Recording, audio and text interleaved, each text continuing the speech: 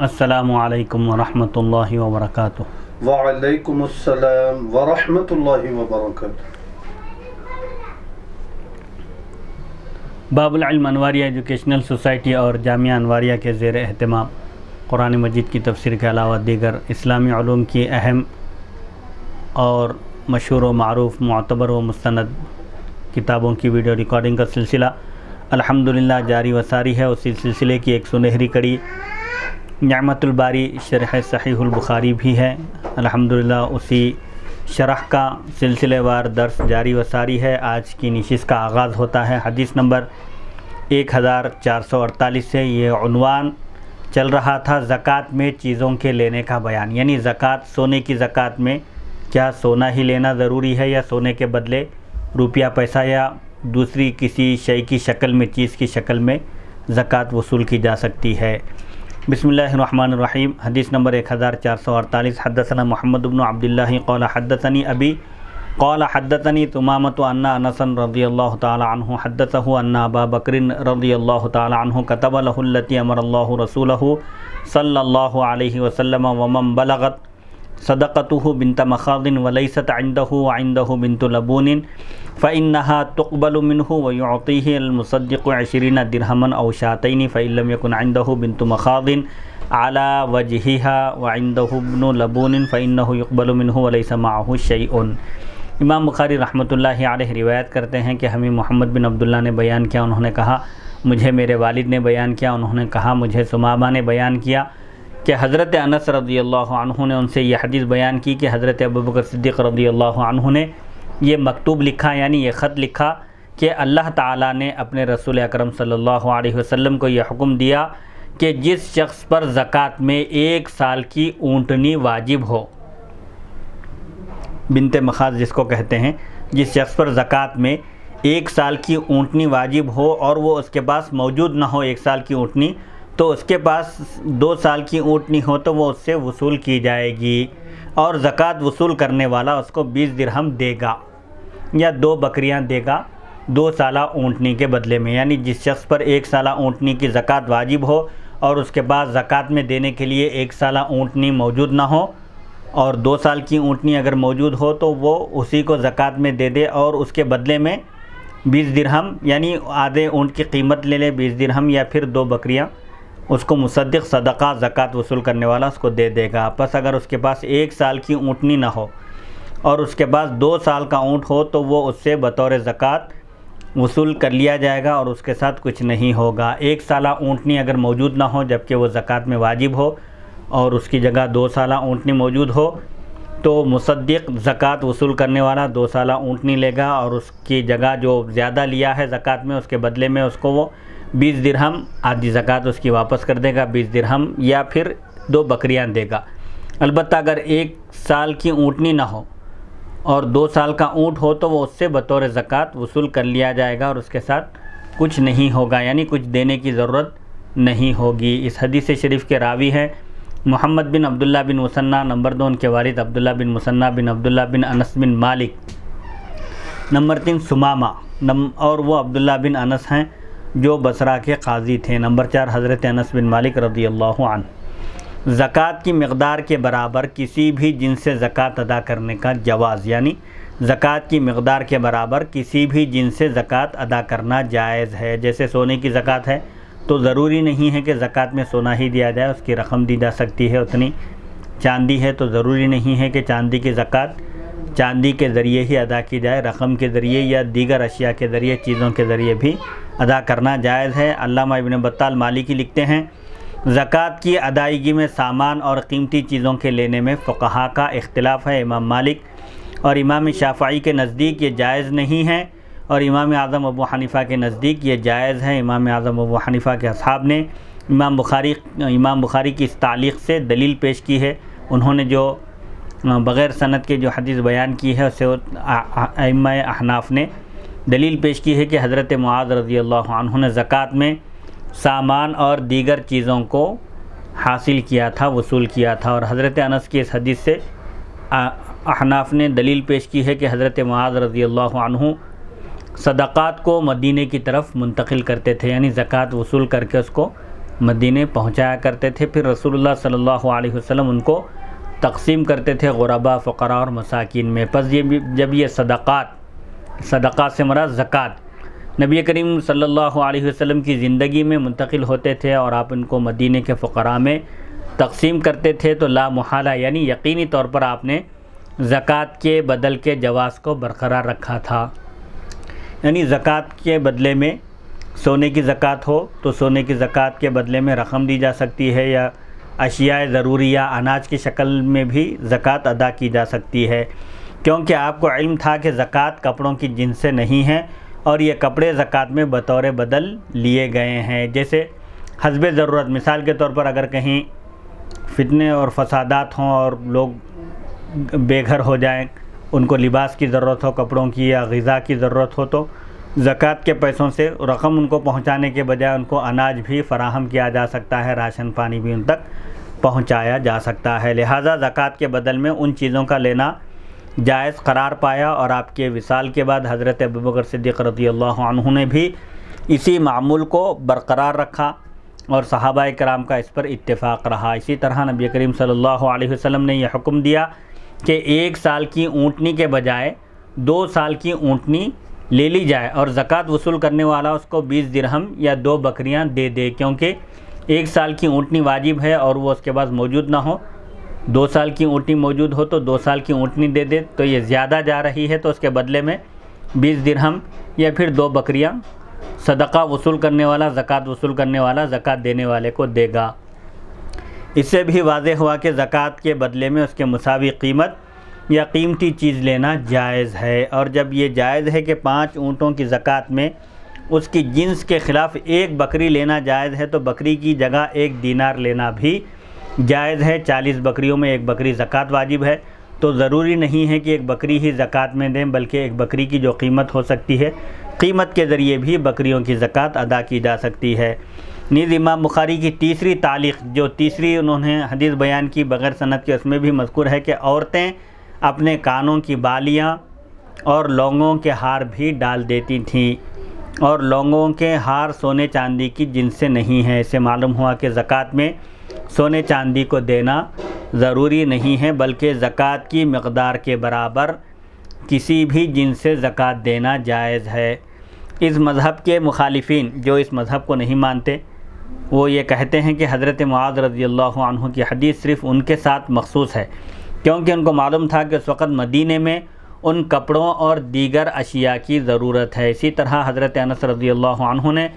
رسول اللہ صلی اللہ علیہ وسلم کا جو ارشاد گرامی نقل کیا ہے کہ آپ نے فرمایا، جس شخص پر زکوٰۃ میں 1 سال کی اونٹنی واجب ہو اور اس کے پاس 1 سال کی اونٹنی کے بجائے 2 سالہ اونٹنی ہو، تو اس سے عامل زکوٰۃ وصول کرنے والا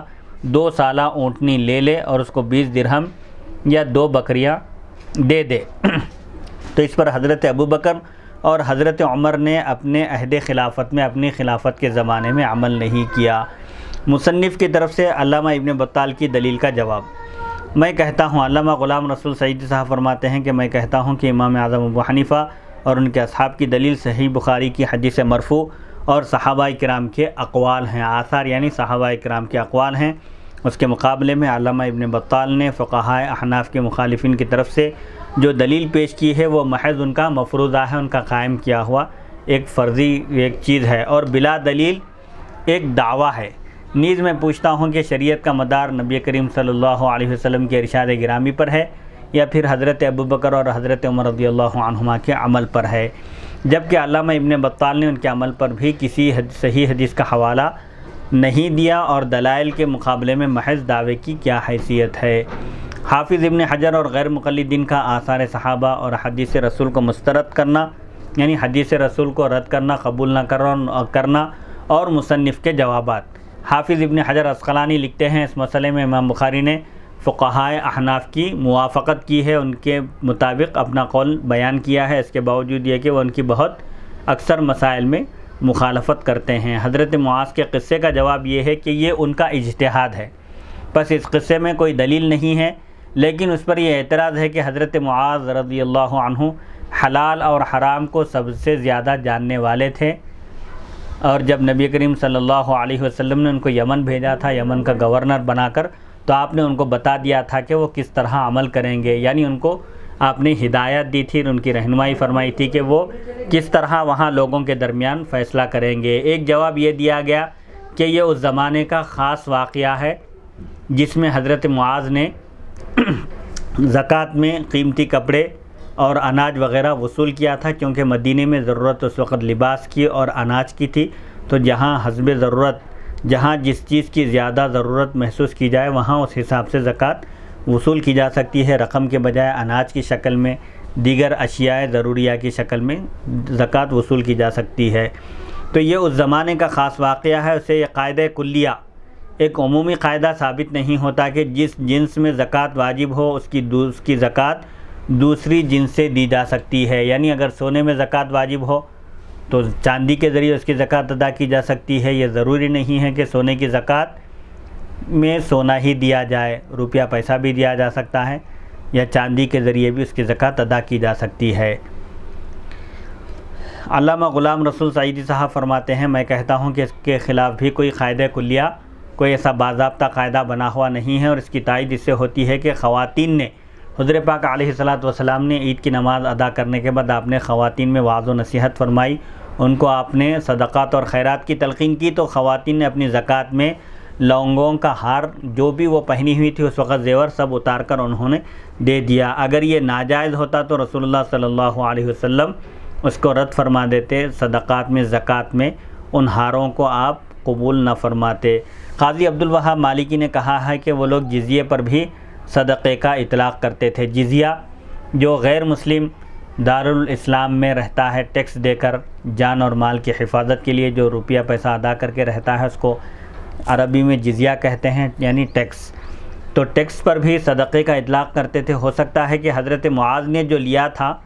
ان سے جو وصول کیا تھا آپ نے، وہ زکوٰۃ نہیں تھی بلکہ جزیہ ہو۔ حافظ ابن حجر نے اس جواب پر یہ اعتراض کیا ہے کہ حضرت معاذ نے فرمایا تھا تم ہمیں جو اور جوار کے بدلے میں کپڑے اور سامان دو، اور جزیے میں جو اور جوار کو نہیں لیا جاتا، جزیہ صرف یہ رقمی شکل میں ادا کیا جاتا ہے۔ درہم اور دینار کو جزیے میں لیا جاتا ہے، اس میں اشیاء ضروریہ، کپڑا اور اناج وغیرہ نہیں لیا جاتا۔ حدیث مذکور کا حافظ ابن حجر نے یہ جواب دیا ہے کہ زکوٰۃ کی مقدار تو مقرر ہوتی ہے، طے ہوتی ہے، اس میں کمی بیشی نہیں ہوتی، جبکہ سامان کی قیمت تو کم زیادہ ہوتی ہے، کم زیادہ ہوتی رہتی ہے۔ پس جس چیز میں زکوٰۃ واجب ہے اس کی زکوٰۃ میں وہی چیز لی جائے گی، اس کے بدلے میں کوئی اور سامان نہیں لیا جائے گا، کیونکہ زکوٰۃ کی مقدار معین اور واحد ایک ہی ہوتی ہے، اس میں کمی بیشی یعنی کمی زیادتی نہیں ہوتی۔ نواب صدیق حسن خان بھوپالی نے بھی اسی جواب کو نقل کیا ہے۔ میں کہتا ہوں کہ حافظ ابن حجر عسقلانی شافعی اور نواب قنوجی کو یہ زیب نہیں دیتا کہ وہ حدیث رسول کو اپنے قیاس سے رد کر دیں، مسترد کر دیں۔ نبی کریم صلی اللہ علیہ وسلم نے 5 سے 9 اونٹ تک زکوٰۃ میں ایک بکری واجب کی ہے۔ کیا بکری کی قیمت کم و بیش نہیں ہوتی رہتی؟ بکریوں کی قیمتیں بھی مختلف ہوتی ہیں، بڑھتی اور گھٹتی ہیں۔ اسی طرح 30 سے 39 تک گایوں میں ایک بچھڑا واجب کیا، 30 سے لے کر 39 تعداد تک گایوں کی ایک بچھڑا واجب ہے۔ کیا بچھڑے کی قیمت میں کمی بیشی نہیں ہوتی؟ یعنی ہوتی ہے۔ اسی طرح 40 سے 120 تک 120 بکریوں میں ایک بکری واجب کی ہے، یعنی بکریوں کا نصاب 40 سے شروع ہوتا ہے۔ 40 اگر کسی کے پاس بکریاں ہوں اور اس پر 1 سال گزر جائے ان پر، تو اس پر ایک بکری زکوٰۃ میں دینا واجب ہے۔ 40 سے 119 تک ایک ہی بکری واجب ہے، البتہ جب بکریوں کی تعداد 120 ہو جائے تو پھر وہاں پر اور ایک بکری زکوٰۃ میں واجب ہے۔ اور بکری کی قیمت بھی کم و بیش ہوتی رہتی ہے، یعنی بڑھتی گھٹتی ہے۔ اگر حافظ ابن حجر عسقلانی شافعی اور نواب بھوپالی کے قاعدے کو تسلیم کر کے حدیث رسول کو رد کر دیں، مسترد کر دیا جائے، تو نبی کریم صلی اللہ علیہ وسلم کا دیا ہوا پورا نظام زکوٰۃ ہی ٹھپ پڑ جائے گا، ساقط ہو جائے گا۔ حافظ ابن حجر کہتے ہیں زکوٰۃ کی ادائیگی کی مقدار معین ہونی چاہیے، مقرر ہونی چاہیے۔ میں کہتا ہوں کہ زکوٰۃ کی ادائیگی کی مقدار وہی ہونی چاہیے جو رسول اللہ صلی اللہ علیہ وسلم نے بیان فرمائی ہے، خواہ وہ مقرر ہو یا مقرر نہ ہو۔ علامہ عینی اس موقع کی تلاش میں رہتے ہیں کہ جہاں حافظ ابن حجر کوئی غلط بات کہیں یا فقہائے احناف کے خلاف کچھ کہیں تو وہ فوراً ان کا رد کریں، لیکن اس حدیث کی شرح میں حافظ ابن حجر نے احناف کے خلاف لکھا اور صحیح بخاری کی حدیث کا رد کیا، لیکن علامہ عینی نے ان کا جواب نہیں دیا۔ علامہ غلام رسول سعیدی صاحب یہاں پر اللہ کی ان پر جو نعمت ہے، ایک انعام ہے، اس کا ذکر کرتے ہیں، کہتے ہیں کہ یہاں علامہ عینی نے ان کا رد نہیں کیا، تعارض نہیں کیا۔ شاید قسام ازل نے، یعنی جو ازل ہی سے ہمیشہ سے جو بندوں کی قسمت لکھنے والا ہے، اس نے یہ سعادت اس ناکارہ کے لیے مقدر کر دی تھی۔ یعنی علامہ غلام رسول سعیدی صاحب پر اللہ کا یہ جو فضل ہے، اللہ نے ان کو یہ جو جوابات الہام کیے ہیں، انہوں نے یہ جو جوابات دیے ہیں احناف کی طرف سے، کہتے ہیں کہ محض فضل الہی ہے کہ اللہ تعالیٰ نے اس ناکارہ کے مقدر میں یہ چیز لکھ دی تھی، اس لیے دوسروں نے احناف کی طرف سے جواب نہیں دیا۔ حدیث نمبر 1449، حدثنا مؤمل قال حدثنا اسماعیل عن ایوب عن عطاء بن ابی رباح قال قال ابن عباس رضی اللہ تعالی عنہما اشهد علی رسول اللہ صلی اللہ علیہ وسلم صلی قبل الخطبة فرأى انه لم يسمع النساء فأتاهن ومعه بلال ناشر ثوبه فوعظهن وأمرهن أن يتصدقن فجعلت المرأة تلقي وأشار أيوب إلى أذنه وإلى حلقه۔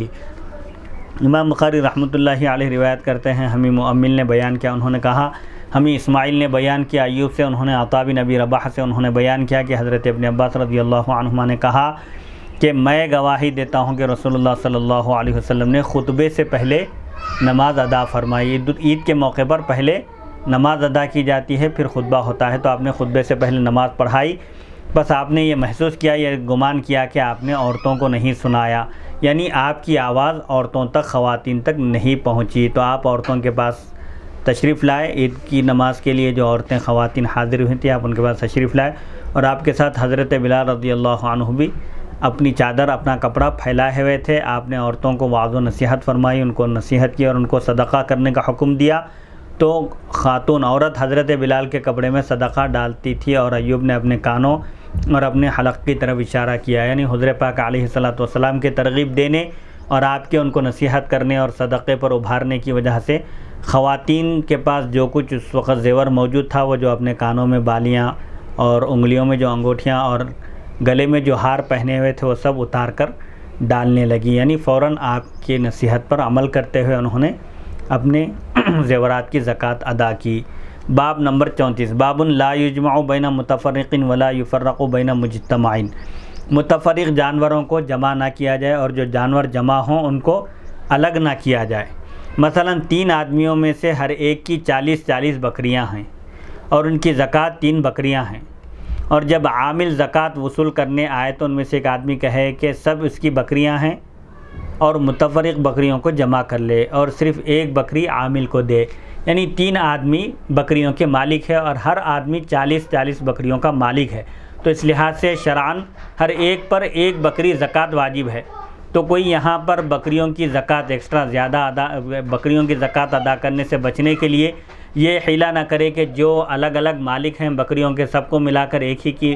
ملکیت میں دیں، تو ایسی صورت میں کیا ہوگا، صرف 2 بکریاں زکوٰۃ میں واجب ہوں گی۔ تو اس طرح کے حیلے شریعت میں زکوٰۃ سے بچنے کے لیے درست نہیں ہے۔ اب یہاں اگر کوئی متفرق الگ الگ بکریوں کو جمع کر کے یہ کہے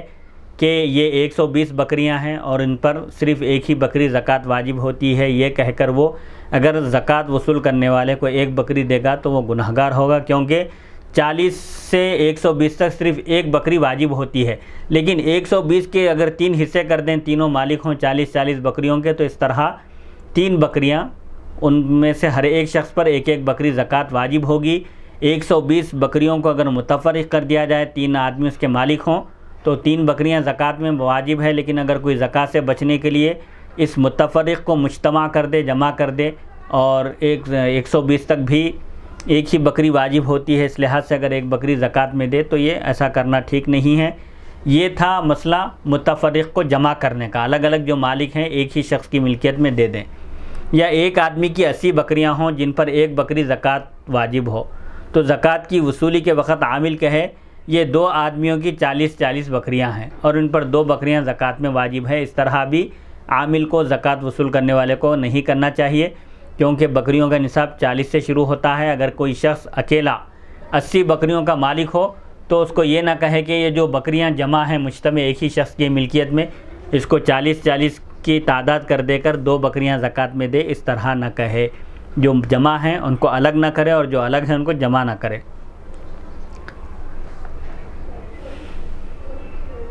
خلاصہ یہ ہے کہ زکوٰۃ دینے والا متفرق کو جمع کر کے زکوٰۃ بچائے، نہ عامل زیادہ زکوٰۃ لینے کے لیے جمع شدہ بکریوں کو الگ الگ کرے۔ دونوں کو بھی یہ حکم دیا گیا کہ کوئی بھی زیادتی نہ کرے، زکوٰۃ سے بچنے کے لیے کوئی حیلہ کر کے متفرق کو جمع نہ کرے، اور زکوٰۃ وصول کرنے والا بھی جو جمع بکریاں ہیں مجتمع، ان کو الگ الگ کر کے زائد زکوٰۃ وصول نہ کرے۔ وَيُذْكَرُ عَنْ سالم عن ابن عمر رضی اللہ تعالی عنہ عن نبی صلی اللہ علیہ وسلم مثلہ، اور سالم نے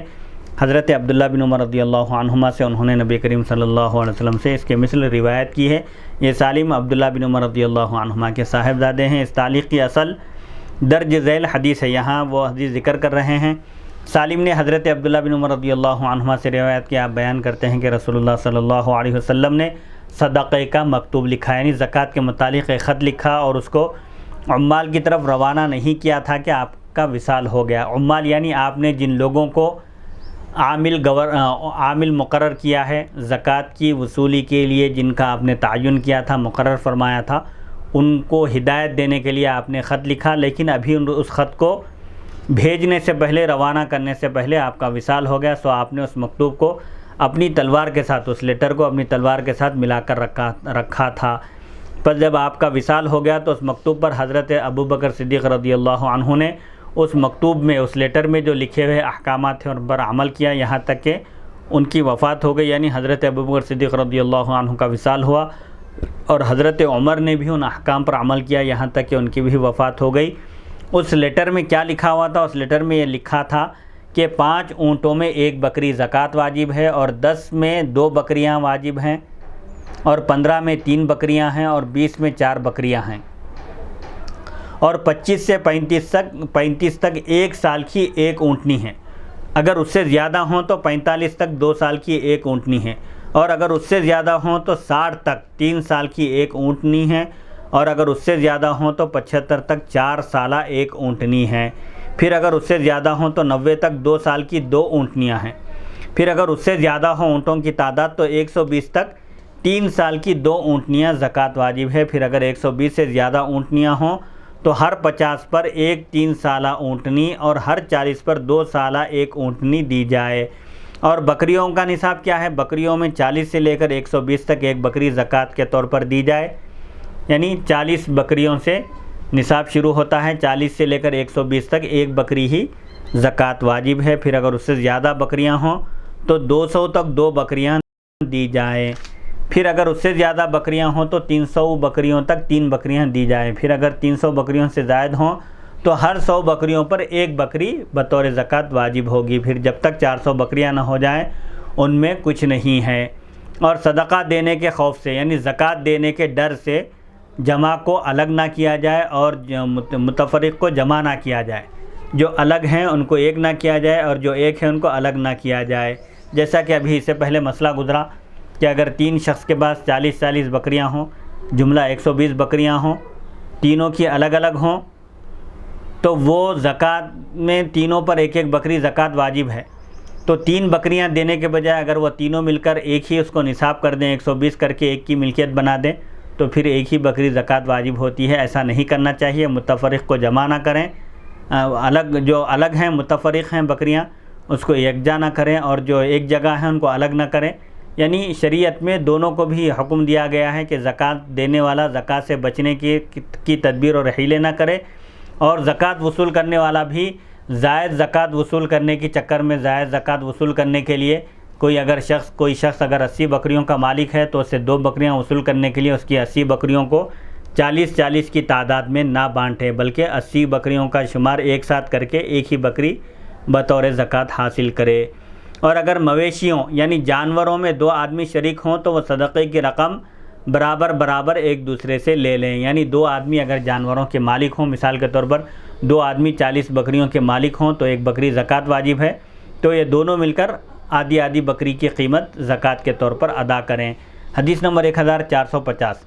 حدثنا محمد بن عبد الله الانصاري قال حدثني ابي قال حدثني ثمامة ان انس رضي الله تعالى عنه حدثه ان ابا بكر رضي الله تعالى عنه كتب له التي فرض رسول الله صلى الله عليه وسلم ولا يجمع بين متفرق ولا يفرق بين مجتمع خشية الصدقة۔ امام بخاری رحمۃ اللہ علیہ روایت کرتے ہیں، ہمیں محمد بن عبداللہ انصاری نے بیان کیا، انہوں نے کہا مجھے میرے والد نے بیان کیا، انہوں نے کہا مجھے ثمامہ نے بیان کیا کہ حضرت انس رضی اللہ عنہ نے بیان کیا کہ حضرت ابوبکر صدیق رضی اللہ عنہ نے خط لکھا جس میں رسول اللہ صلی اللہ علیہ وسلم کا مقرر کیا ہوا فرض کیا ہوا صدقہ یعنی زکوٰۃ بیان کیا۔ زکوٰۃ کا نصاب جو آپ نے گورنروں کے لیے، زکوٰۃ کی وصولی کے لیے جو لوگ مقرر تھے ان کے لیے آپ نے ہدایت لکھی تھی، اس کو آپ نے کیا کیا، وہ خط لکھا، اور یہ کہ صدقے کے خوف سے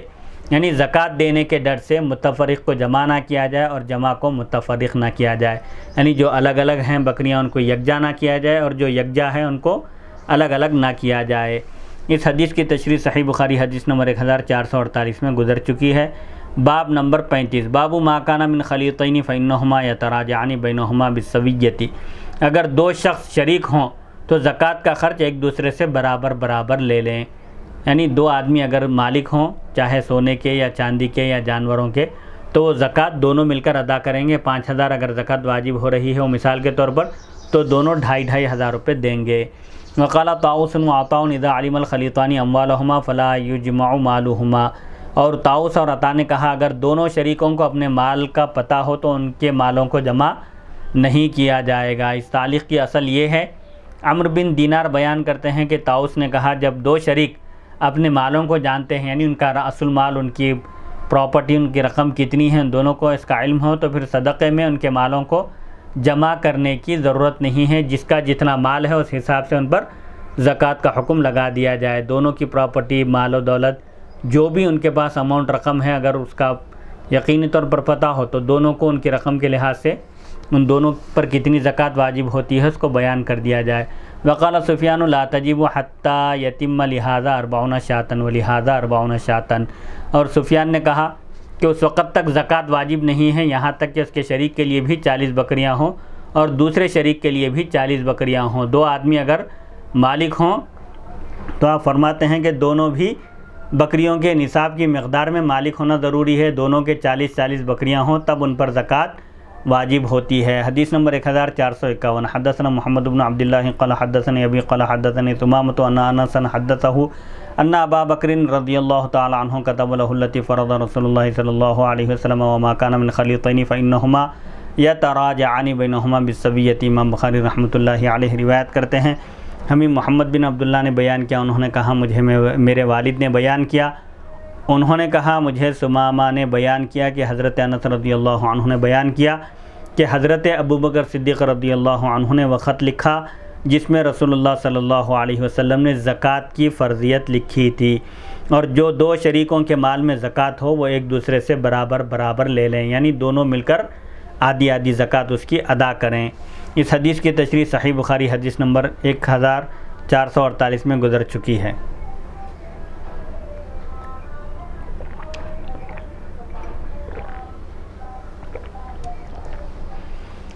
باب نمبر 36، باب زکوٰۃ الابل، اونٹوں کی زکوٰۃ کا بیان۔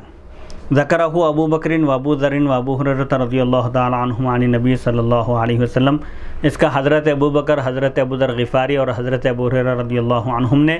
نبی کریم صلی اللہ علیہ وسلم سے ذکر کیا ہے، یعنی اونٹوں کی زکوٰۃ کا ذکر ان صحابہ کرام رضی اللہ عنہم نے کیا ہے۔ حضرت ابو بکر رضی اللہ عنہ کی طویل حدیث صحیح بخاری حدیث نمبر 1453 میں ہے۔ حضرت ابو ذر رضی اللہ عنہ کی حدیث صحیح بخاری حدیث نمبر 1460 میں ہے، اور حضرت ابو ہریرہ رضی اللہ عنہ کی حدیث بھی اسی کے ساتھ تعلیق میں موجود ہے۔ آگے طویل حدیثیں آ رہی ہے انشاءاللہ۔ حدیث نمبر 1452، حدثنا علی بن عبد اللہ قال حدثنا الولید بن مسلم قال حدثنا الاوزاعی قال حدثنا ابن شہاب عن عطاء بن یزید عن ابی سعید الخدری رضی اللہ تعالی عنہ ان اعرابیا سأل رسول اللہ صلی اللہ علیہ وسلم عن الہجرۃ فقال ویحک ان شأنها شدید فهل لك من ابل تؤدي صدقتها قال نعم قال فاعمل من وراء البحار فإن الله لن يترك من عملك شيئا۔ امام بخاری رحمۃ اللہ علیہ روایت کرتے ہیں، ہمیں علی بن عبداللہ نے بیان کیا، انہوں نے کہا ہمیں ولید بن مسلم نے بیان کیا، انہوں نے کہا ہمیں اوزاعی نے بیان کیا، انہوں نے کہا مجھے ابن شہاب نے بیان کیا عطا بن یزید سے، انہوں نے حضرت ابو سعید خدری رضی اللہ عنہ سے کہ ایک اعرابی، ایک دیہاتی نے رسول اللہ صلی اللہ علیہ وسلم سے ہجرت کے متعلق سوال کیا، پوچھا، تو آپ صلی اللہ علیہ وسلم نے فرمایا تم پر افسوس ہے، ہجرت کا معاملہ تو بہت سخت ہے، ہجرت کرنا یہ کوئی آسان بات نہیں ہے، اپنا گھر بار، مال و دولت، اہل و عیال سب کو چھوڑ کر وطن کو چھوڑنا یہ بہت سخت اور مشکل کام ہے، کیا تمہارے پاس اونٹ ہیں جن کی تم زکوٰۃ ادا کرتے ہو؟ تو اس دیہاتی نے کہا جی ہاں۔ آپ نے فرمایا پس تم سمندر کے پار شہر میں عمل کرتے رہو، بے شک اللہ تمہارے اعمال میں سے کسی چیز کو ترک نہیں کرے گا، ضائع نہیں کرے گا، یعنی تم پر جو کام آسان ہیں، جو اسلامی احکام تم پر فرض ہیں ان کو بجا لاؤ، کہیں بھی رہ کر تم ان احکام پر عمل کرو، اسلامی احکام پر عمل پیرا رہو، تو اللہ تعالیٰ تمہارے کسی بھی عمل کا ثواب کم نہیں کرے گا۔ جس کے لیے جیسی سہولت ہو، ہجرت کا کسی کو موقع ہو تو ہجرت کرے اپنے دین کی، اپنے ایمان کی حفاظت کے لیے، اور اگر کسی کے لیے ایسا موقع نہ ہو تو وہ حسب ضرورت جو چیزیں اس پر فرض ہیں، اسلامی ارکان، ان کو بجا لاتا رہے۔ حدیث مذکور کے رجال اس حدیث کے راوی ہیں علی بن عبداللہ ابن مدینی، نمبر 2 ولید بن مسلم، نمبر 3 عبد الرحمن بن عمرو اوزاعی، نمبر 4 محمد بن مسلم بن شہاب زہری، نمبر 5 عطا بن یزید ابو زید لیثی، نمبر 6 حضرت ابو سعید خدری رضی اللہ عنہ۔ آپ کا نام نامی اسم گرامی سعد بن مالک ہے۔ دیہاتیوں کے اوپر ہجرت کا سخت ہونا، آپ نے جو فرمایا ہجرت کے متعلق جب آپ سے پوچھا گیا تو آپ نے ارشاد فرمایا کہ ہجرت کا معاملہ نہایت کٹھن ہے، سنگین ہے۔ کیوں فرمایا آپ نے اس طرح؟ علامہ ابن بطال مالکی لکھتے ہیں محلب نے کہا کہ نبی کریم صلی اللہ علیہ وسلم کا یہ ارشاد گرامی فتح مکہ سے پہلے کا ہے، کیونکہ اگر فتح مکہ کے بعد یہ ارشاد ہوتا تو آپ فرماتے فتح مکہ کے بعد ہجرت نہیں ہے، لا ہجرت بعد الفتح، فتح مکہ کے بعد ہجرت کا کوئی اعتبار نہیں ہے۔ لیکن آپ کو علم تھا کہ اعرابی یعنی دیہاتی لوگ مدینے میں صبر نہیں کر سکیں گے، کیونکہ وہاں پر بہت سختیاں تھیں، وبائیں تھیں، بیماریاں تھیں، کیونکہ جب ایک اعرابی کو مدینے میں بخار آ گیا تو وہ نبی کریم صلی اللہ علیہ وسلم کے پاس بیعت توڑنے کے لیے آیا۔ اس لیے جب اس اعرابی نے آپ سے ہجرت کے متعلق پوچھا تو آپ نے اس سے زکوٰۃ کے متعلق پوچھا، کیونکہ زکوٰۃ ادا کرنا اعراب کے اوپر بہت سخت تھا، زکوٰۃ کی ادائیگی، مال دینا اللہ کی راہ میں ان کے لیے مشکل تھا۔ اس لیے آپ نے فرمایا کہ تم سمندر کے پار عمل کرتے رہو، یعنی ہجرت کرنا ضروری نہیں ہے، بے شک سمندر کے پار رہو، جہاں بھی ہو وہیں رہو، مگر نیک عمل کرتے رہو، اسلامی احکام پر عمل پیرا رہو، اللہ نے جو تم پر احکام فرض کیے ہیں ان کو بجا لاؤ، یہی تمہارے لیے کافی ہے۔ باب نمبر 37، باب من بلغت عندہ صدقۃ بنت مخازن ولیست عندہ، جس کی زکوٰۃ میں 1 سالہ اونٹنی واجب ہو اور وہ اس کے پاس موجود نہ ہو تو وہ کیا کرے؟ حدیث نمبر 1453، حدثنا محمد بن عبداللہ قال حدثني ابی قال حدثني ثمامۃ ان انس رضی اللہ تعالی عنہ حدثه ان ابا بکر رضی اللہ تعالی عنہ كتب له فریضۃ الصدقۃ التي امر اللہ رسولہ صلی اللہ علیہ وسلم من بلغت عنده من الابل صدقۃ الجزاعۃ وليست عنده جزاعۃ وعنده حقۃ فإنها تقبل منه الحقۃ ويجعل معها شاتين ان استيسرتا له او 20 درہما، ومن بلغت عنده صدقۃ الحقۃ وليست عنده الحقۃ وعنده الجزاعۃ فإنها تقبل منه الجزاعۃ ويعطيه المصدق 20 درہما او شاتين، ومن بلغت عنده صدقۃ الحقۃ وليست عنده الا بنت لبون فإنها تقبل منه بنت لبون ويعطي شاتين او 20 درہما، ومن بلغت صدقته بنت لبون وعنده حقۃ فإنها تقبل منه الحقۃ ويعطيه المصدق 20 درہما او شاتين، ومن بلغت صدقته بنت لبون وليست عنده بنت مخاض فإنها تقبل منه بنت مخاض ويعطي معها 20 درہما او شاتين۔ امام بخاری رحمۃ اللہ علیہ روایت کرتے ہیں ہمیں محمد بن عبداللہ نے بیان کیا، انہوں نے کہا مجھے میرے والد نے بیان کیا، انہوں نے کہا مجھے ثمامہ نے بیان کیا، انہوں نے کہا کہ حضرت انس رضی اللہ عنہ نے بیان کیا کہ حضرت ابوبکر صدیق رضی اللہ عنہ نے زکوٰۃ کا وہ فریضہ لکھا جس کا اللہ تعالیٰ نے رسول اللہ صلی اللہ علیہ وسلم کو حکم دیا تھا۔ آپ جیسا کہ اس سے پہلے گزر چکا کہ آپ نے خط لکھا جس میں ہدایات آپ نے درج کی تھی زکوٰۃ کے متعلق، اور جو زکوٰۃ کی وصولی کے لیے جن کو بھیجا گیا تھا، مقرر کیا گیا تھا، ان تک وہ احکام پہنچانے کے لیے آپ نے باضابطہ ایک خط لکھا تھا، وہ خط اس خط پر حضرت ابوبکر صدیق رضی اللہ عنہ نے سب کو عمل کرایا۔ آپ کے وصال کے بعد اس خط کے مطابق ہدایت آپ نے جاری فرمائی۔ جس شخص پر اونٹوں کی زکوٰۃ میں 4 سالہ اونٹنی واجب ہو اور اس کے پاس 4 سالہ اونٹنی موجود نہ ہو، بلکہ اس کے پاس 3 سالہ اونٹنی موجود ہو، تو اب اس کو کیا کرنا چاہیے؟ تو اسے وہ 3 سالہ اونٹنی قبول کی جائے گی زکوٰۃ میں۔ مصدق زکوٰۃ وصول کرنے والا عامل 3 سالہ اونٹنی قبول کرے گا اور اسے اس کے ساتھ 2 بکریاں دینی ہوگی، یعنی 4 سالہ اونٹنی اگر موجود نہ ہو تو 3 سالہ اونٹنی دے، اور اس کے ساتھ بھرپائی کے لیے، بقیہ کی بھرپائی کے لیے 2 بکریاں بھی دے، 2 بکریاں بھی اس کو دینی ہوگی اگر اس کو میسر ہوں، دستیاب ہوں۔ اگر بکریاں موجود ہوں تو 3 سالہ اونٹنی کے ساتھ 2 بکریاں دے دے، یا وہ 20 درہم دے گا۔ اگر 4 سالہ اونٹنی موجود نہ ہو اور اس پر 4 سالہ اونٹنی زکوٰۃ میں واجب ہو تو وہ کیا کرے؟ 3 سالہ اونٹنی دے کر، اگر بکریاں موجود ہو تو 2 بکریاں دے، اور اگر بکریاں موجود نہ ہو تو اس کے ساتھ 20 درہم بھی دے دے۔ اور جس شخص پر زکوٰۃ میں 3 سالہ اونٹنی واجب ہو اور اس کے پاس 3 سالہ اونٹنی موجود نہ ہو، اور اس کے پاس 4 سالہ اونٹنی موجود ہو، تو اس سے 4 سالہ اونٹنی قبول کی جائے گی۔ عامل زکوٰۃ وصول کرنے والا 4 سالہ اونٹنی لے گا، اور عامل زکوٰۃ وصول کرنے والا اس کو 20 درہم دے گا یا 2 بکریاں دے گا۔ اور جس پر زکوٰۃ میں 3 سالہ اونٹنی واجب ہو اور اس کے پاس صرف 2 سالہ اونٹنی موجود ہو، 3 سالہ اونٹنی موجود نہ ہو، تو اس سے 2 سالہ اونٹنی قبول کی جائے گی، اور وہ 2 بکریاں یا 20 درہم بھرپائی کے طور پر دے گا۔ 3 سالہ اونٹنی کے بجائے 2 سالہ اونٹنی دے رہا ہے تو اس کے ساتھ یا تو 20 درہم دے گا یا پھر 2 بکریاں دے گا۔ اور جس پر زکوٰۃ میں 2 سالہ اونٹنی واجب ہو اور اس کے پاس 3 سالہ اونٹنی موجود ہو، زکوٰۃ میں دینے کے لیے 2 سالہ اونٹنی موجود نہ ہو، 3 سالہ اونٹنی موجود ہو، تو اس سے 3 سالہ اونٹنی قبول کی جائے گی، اور عامل زکوٰۃ وصول کرنے والا اس کو 20 درہم یا 2 بکریاں دے گا۔ اور جس پر زکوٰۃ میں 2 سالہ اونٹنی واجب ہو اور اس کے پاس 2 سالہ اونٹنی موجود نہ ہو، اس کے بعد صرف 1 سالہ اونٹنی موجود ہو، تو اس سے وہ 1 سالہ اونٹنی قبول کی جائے گی زکوٰۃ میں، اور وہ اس کے ساتھ 20 درہم یا پھر 2 بکریاں دے گا۔ اس حدیث کی تشریح صحیح بخاری حدیث نمبر 1448 میں گزر چکی۔ باب نمبر 38، باب زکوٰۃ الغنم، بکریوں کی زکوٰۃ کا بیان۔ بکریوں کی زکوٰۃ کا نصاب کیا ہے اور تعداد کیا ہے، اس میں بیان کیا جائے گا۔ حدیث نمبر 1454، حدثنا محمد بن عبد الله بن المثنى الانصاري قال حدثني ابي قال حدثني ثمامة بن عبد الله بن انس ان انس حدثه ان ابا بكر رضي الله تعالى عنه كتب له هذا الكتاب لما وجهه الى البحرين بسم الله الرحمن الرحيم هذه فريضة الصدقة التي فرض رسول الله صلى الله عليه وسلم على المسلمين والتي امر الله بها رسوله صلى الله عليه وسلم فمن سئلها من المسلمين على وجهها فليعطها ومن سئل فوقها فلا يعطي في 24 من الإبل فما دونها من الغنم من كل 5 شاة إذا بلغت 25 إلى 35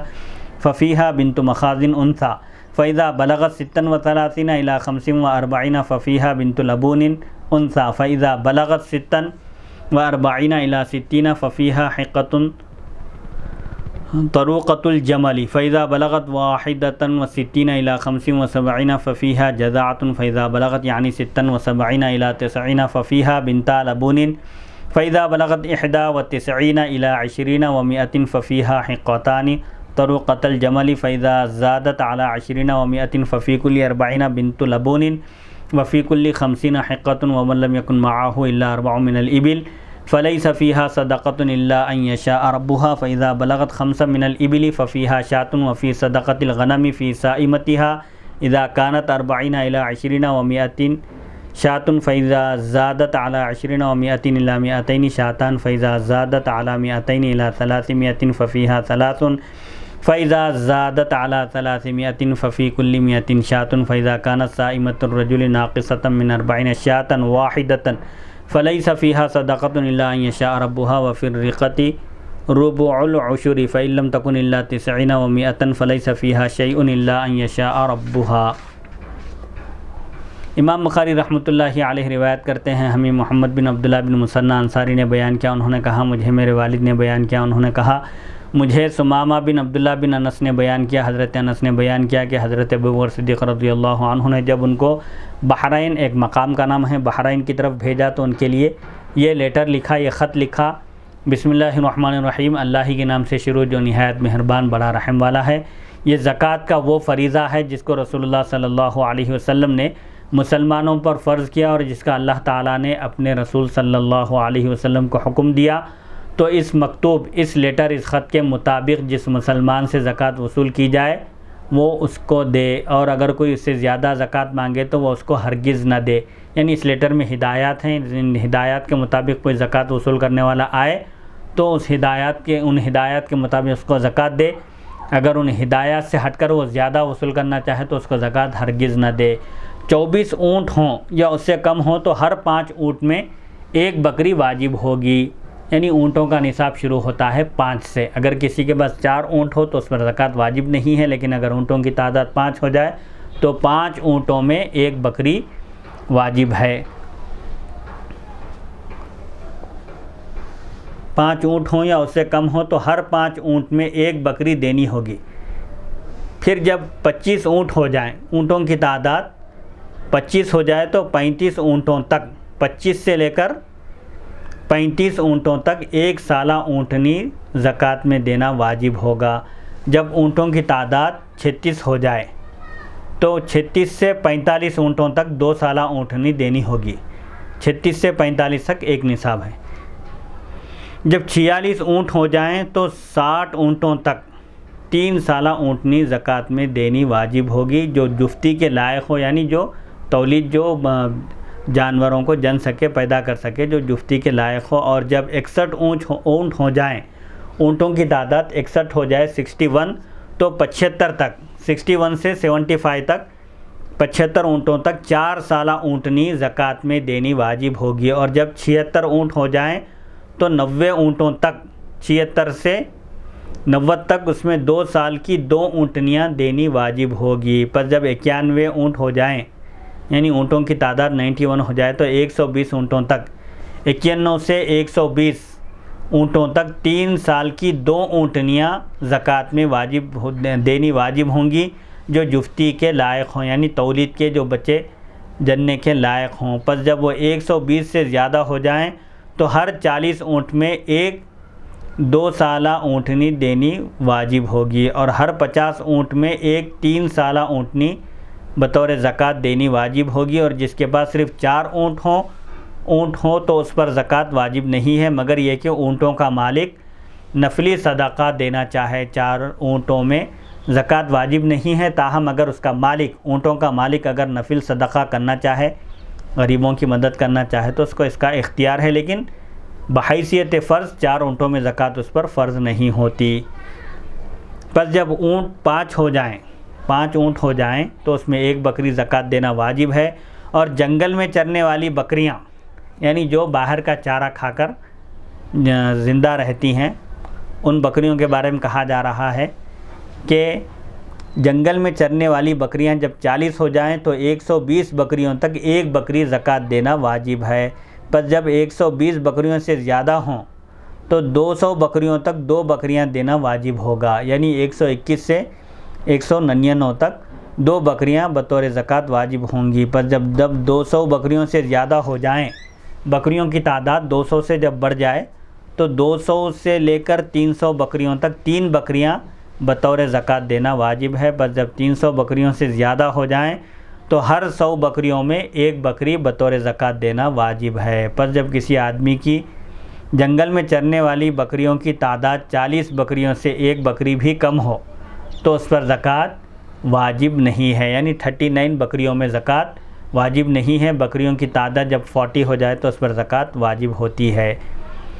مگر یہ کہ بکریوں کا مالک نفل صدقہ دینا چاہے، یعنی 39 بکریوں میں زکوٰۃ واجب نہیں ہے، تاہم اگر بکریوں کا مالک کچھ صدقہ دینا چاہے، نفل صدقے کے طور پر اگر کچھ خرچ کرنا چاہے، دینا چاہے تو دے سکتا ہے، اس کو اس بات کا اختیار ہے۔ اور چاندی میں 40واں حصہ دینا واجب ہے۔ پس اگر اس کے پاس صرف 190 درہم ہو، 190 درہم ہو تو اس میں کوئی چیز واجب نہیں ہے، مگر یہ کہ اس کا مالک نفلی طور پر دینا چاہے. یعنی چاندی کا جو نصاب ہے 200 درہم یعنی 52.5 تولے چاندی میں زکوٰۃ واجب ہے. 7.5 تولے سونے کا نصاب ہے. اگر نصاب کی مقدار سے کم ہو تو زکوٰۃ فرض نہیں ہے. تاہم اگر مالک ثواب کی نیت سے اگر کچھ دینا چاہے تو اس کا اختیار ہے. شریعت اس کو منع نہیں کرتی، لیکن بطور فرض اس پر زکوٰۃ نہیں ہے. اس حدیث کی تشریح صحیح بخاری حدیث نمبر 1448 میں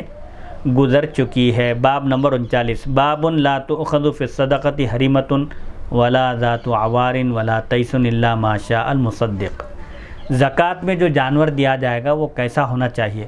زکوٰۃ میں بوڑھا اور عیب والا اور نر جانور نہیں دیا جائے گا مگر جب عامل اس کو لینا مناسب سمجھے. زکوٰۃ وصول کرنے والا اگر مناسب سمجھتا ہے نر جانور کو لینے کو یا بوڑھے جانور کو تو اس وقت شریعت اس کے ثواب دید پر اس کو چھوڑتی ہے. اگر وہ لینا مناسب سمجھے تو لے سکتا ہے، لیکن زکوٰۃ میں عمدہ مال، اچھا مال دینے کا حکم ہے. حدیث نمبر 1455 حدثنا محمد بن عبداللہ قال حدثني ابی قال حدثني ثمامۃ ان انس رضی اللہ تعالی عنہ حدثه ان ابا بکر رضی اللہ تعالی عنہ كتب له التي امر اللہ رسولہ صلی اللہ علیہ وسلم ولا يخرج في الصدقة حریمۃ ولا ذات عوار ولا تیس الا ما شاء المصدق. امام بخاری رحمۃ اللہ علیہ روایت کرتے ہیں، ہمیں محمد بن عبداللہ نے بیان کیا، انہوں نے کہا مجھے میرے والد نے بیان کیا، انہوں نے کہا مجھے ثمامہ نے بیان کیا کہ حضرت انس رضی اللہ عنہ نے ان کو بیان کیا، ان سے بیان کیا کہ حضرت ابوبکر صدیق رضی اللہ عنہ نے یہ لیٹر لکھا، یہ خط لکھا کہ اللہ تعالیٰ نے اپنے رسول صلی اللہ علیہ وسلم کو یہ حکم دیا کہ کوئی شخص زکوٰۃ میں بوڑھے جانور کو نہ نکالے. زکوٰۃ میں بوڑھا جانور نہ دے، نہ کسی عیب والے جانور کو نکالے، یعنی عیب والا جانور نہ دے زکوٰۃ میں، نہ نر جانور دے، مگر یہ کہ عامل زکوٰۃ وصول کرنے والا اس کو چاہے، اس کو لینا مناسب سمجھے تب دیا جا سکتا ہے. اس حدیث کی تشریح بھی صحیح بخاری حدیث نمبر 1448 میں گزر چکی ہے. باب نمبر 40 باب اخذ العناق فی الصدقۃ، بکری کے بچے کو زکوٰۃ میں دینے کا بیان. حدیث نمبر 1456 حدثنا ابو الیمان قال اخبرنا شعیب عن الزہری وقال لیث حدثني عبد الرحمن بن خالد عن ابن شهاب عن عبید اللہ بن عبد اللہ بن عتبہ بن مسعود ان ابا ہریرہ رضی اللہ تعالی عنہ قال قال ابو بکر رضی اللہ تعالی عنہ لو منعونی عناقا كانوا يؤدونها الى رسول اللہ صلی اللہ علیہ وسلم لقاتلتهم على منعها. امام بخاری رحمۃ اللہ علیہ روایت کرتے ہیں، ہمیں ابو الیمان نے بیان کیا، انہوں نے کہا ہمیں شعیب نے خبر دی زہری سے. ایک یہ تحویل سند کا شارٹ فارم ہے یہ، اور ایک سند آ رہی ہے اس میں. اور لیث نے کہا ہمیں عبد الرحمن بن خالد نے بیان کیا ابن شہاب زہری سے، انہوں نے ابو عبید اللہ بن عبداللہ بن عتبہ بن مسعود سے کہ حضرت ابو ہریرہ رضی اللہ عنہ نے بیان کیا، حضرت ابوبکر صدیق رضی اللہ عنہ نے فرمایا کہ اگر انہوں نے مجھے ایک بکری کا بچہ دینے سے بھی انکار کیا جس کو وہ رسول اللہ صلی اللہ علیہ وسلم کو دیا کرتے تھے تو میں ان کے انکار کرنے پر ان سے جنگ کروں گا. یعنی حضور پاک علیہ الصلاۃ والسلام کے وصال کے ساتھ ہی عرب کے بعض لوگ زکوٰۃ دینے سے منکر ہو گئے، زکوٰۃ دینے کا انکار کرنے لگے. انہوں نے کہا کہ اب زکوٰۃ دینے کی ضرورت نہیں ہے، تو حضرت ابوبکر صدیق رضی اللہ عنہ نے فرمایا کہ رسول اللہ صلی اللہ علیہ وسلم کے زمانے میں اگر بکری کا ایک بچہ بھی وہ لوگ بطور زکوٰۃ ادا کرتے تھے اور اب وہ دینے سے انکار کریں گے تو اس بنیاد پر میں ان سے جنگ کروں گا، جہاد کروں گا. اس حدیث کی تشریح صحیح بخاری حدیث نمبر 1400 میں گزر چکی ہے. حدیث نمبر 1457 قال عمر رضی اللہ تعالی عنہ فما ہوا الا ان رأیت ان اللہ شرح صدر ابی بکر رضی اللہ تعالی عنہ بالقتال فعرفت انہ الحق. حضرت عمر رضی اللہ عنہ نے فرمایا بس یہ وہی چیز تھی جس کو میں نے سمجھ لیا کہ بے شک اللہ تعالیٰ نے حضرت ابوبکر صدیق رضی اللہ عنہ کا جنگ کے لیے شرح صدر فرما دیا ہے. تو میں سمجھ گیا کہ شرح صدر، ہاں، یعنی حضرت ابوبکر صدیق رضی اللہ عنہ کا سینہ اللہ تعالیٰ نے کھول دیا ہے. آپ نے مانعین زکوٰۃ نہ دینے والوں کے خلاف آپ نے جہاد کا اعلان کیا تھا. تو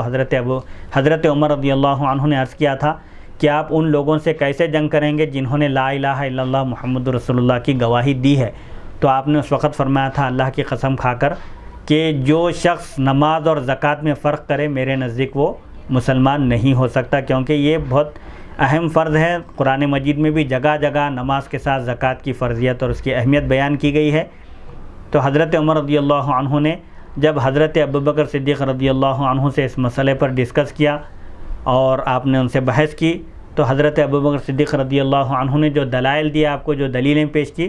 ان دلیلوں سے آپ کا سینہ کھل گیا۔ آپ نے فرمایا کہ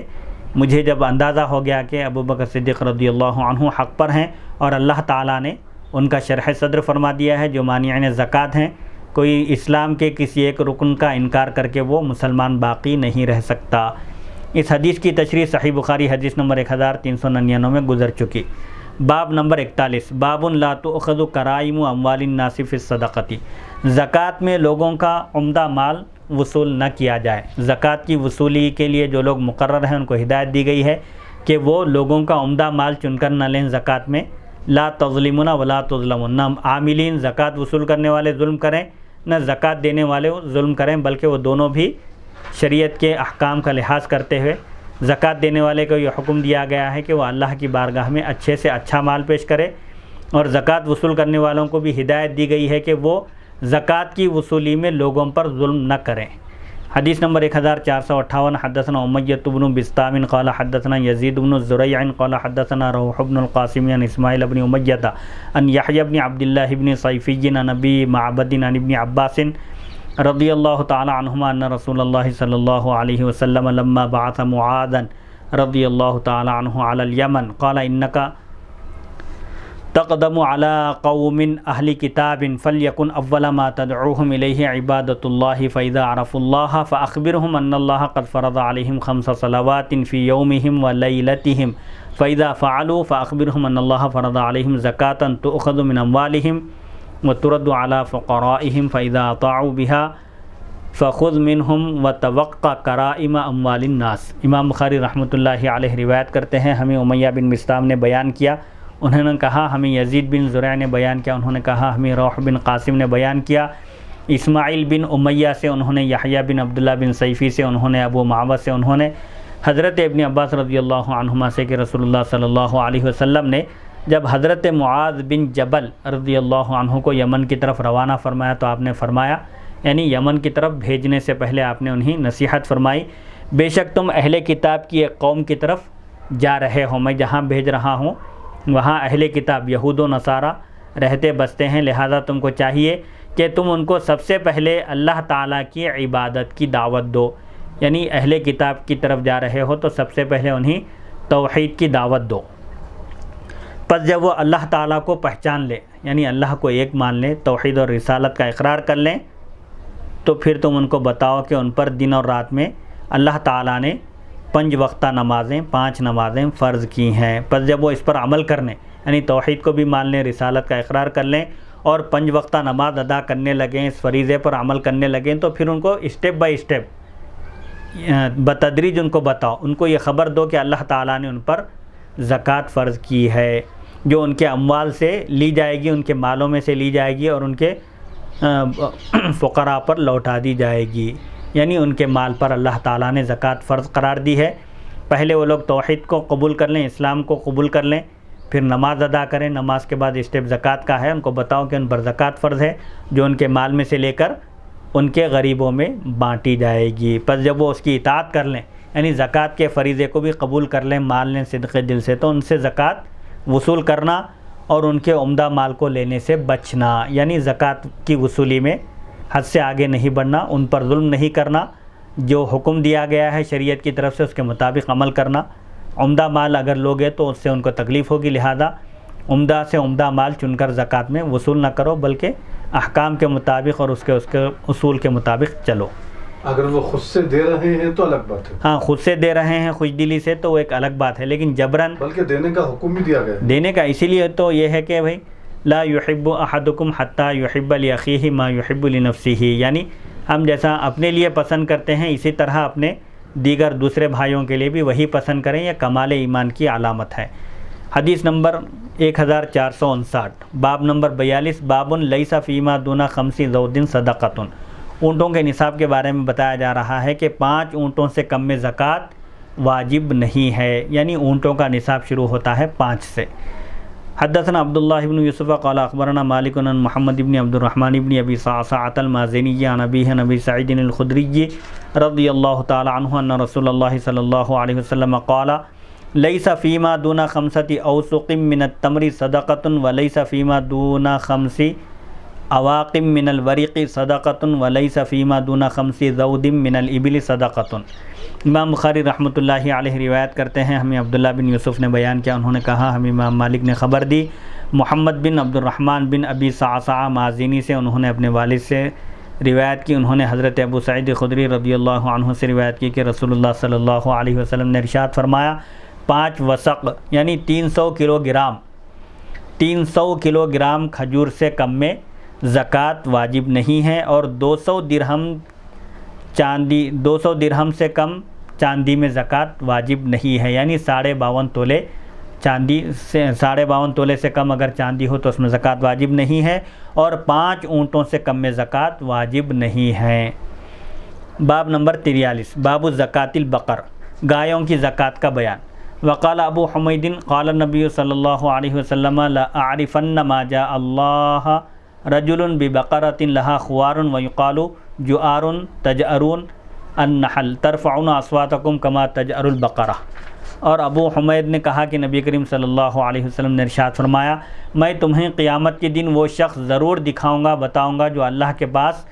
گائے اٹھائے ہوئے حاضر ہوگا، اس کے کندھے پر گائے ہوگی، وہ گائے آواز نکال رہی ہوگی، اور خوار کی جگہ ایک روایت میں جؤار کا لفظ ہے، عربی زبان کا لفظ ہے، دونوں کے معنی قریب قریب ایک ہی ہے۔ سورہ مومنون میں جو تجأرون کا لفظ آیا ہے اس کا مطلب کیا ہے، وہ اسی سے نکلا ہے، اس سے مشتق ہے، یعنی تجأرون یعنی پناہ لینا، یعنی تم اس طرح چلا رہے ہوگے جس طرح گائے چلاتی ہے۔ جس گائے کی زکوٰۃ ادا نہیں کی جائے گی، جیسا کہ اس سے پہلے بھی احادیث میں گزر چکا ہے کہ جن جانوروں کی زکوٰۃ ادا نہیں کی جائے گی وہ جانوریں کندھے پر سر پر سوار ہو کر آئیں گی قیامت کے دن، اور اللہ تعالیٰ کی بارگاہ میں زکوٰۃ نہ دینے والے کی شکایت کریں گی۔ علامہ عینی نے لکھا ہے کہ اس تعلیق کی اصل، یعنی یہ جو معلق روایت کیے ہیں امام بخاری نے بغیر سند کے،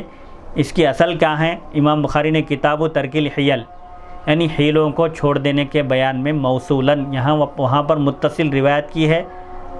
میں نے کتاب ترک الحیل میں دیکھا ہے، علامہ غلام رسول سعیدی صاحب فرماتے ہیں اس میں یہ حدیث نہیں ہے، بلکہ اس میں یہ حدیث ہے انما الاعمال بالنیہ، یعنی تمام اعمال کا دار و مدار نیت پر ہے۔ انشاءاللہ اگلی نشست حدیث نمبر 1460 سے شروع ہوگی۔ اللہ تعالیٰ سے دعا ہے کہ وہ ہم کو سننے اور سنانے سے زیادہ احکام شریعت پر عمل کرنے کی توفیق عطا فرمائے۔ الہ العالمین حضور پاک علیہ الصلوۃ والسلام کے صدقے طفیل مولا اور آپ کے ان ارشادات گرامی کی جو سماعت ہو رہی ہے اور قرات ہو رہی ہے، مولا اس کی برکت سے تمام عالم اسلام کے مسلمانوں کی جان و مال، عزت اور آبرو کی حفاظت فرما، اسلام کا بول بالا فرما، اور غیر مسلموں کے شر سے تمام مسلمانوں کی حفاظت فرما، اور خاص طور پر اس ریکارڈنگ کے محتمم اور ڈائریکٹر مولانا سید عبدالواسع حسینی بخاری چشتی صاحب کو صحت و عافیت سے سرفراز فرما، ان کو تمام جسمانی اور روحانی بیماریوں سے صحت و سلامتی عطا فرما، اور اہل و عیال، ان کے اہل و عیال اور جو ان کے خانوادے کے لوگ ہیں مولا ان سب کو صحت و عافیت سے سرفراز فرما، ان کے عمر و اقبال میں ترقی عطا فرما، خاتمہ ایمان پر فرما، اور تمام ناگہانی آفتوں اور بلاؤں سے ان کی حفاظت فرما، زمینی فتنوں اور آسمانی بلاؤں سے ان کے اہل و عیال کی، ان کے خانوادے کے لوگوں کی اور ان کے قرابت داروں کی، دوست احباب کی، سب کی حفاظت فرما۔ مولا سب کو اپنے حفظ و امان میں رکھ، ہر قسم کے شر سے، مخلوق کے شر سے، ہر قسم کے شر سے ان سب کی حفاظت فرما، اور ان سب کو دین اور دنیا کی ہر طرح کی نعمتوں سے مالا مال فرما۔ وصلی اللہ تعالی علی خیر خلقہ سیدنا محمد و آلہ و صحبہ اجمعین، الحمدللہ رب العالمین۔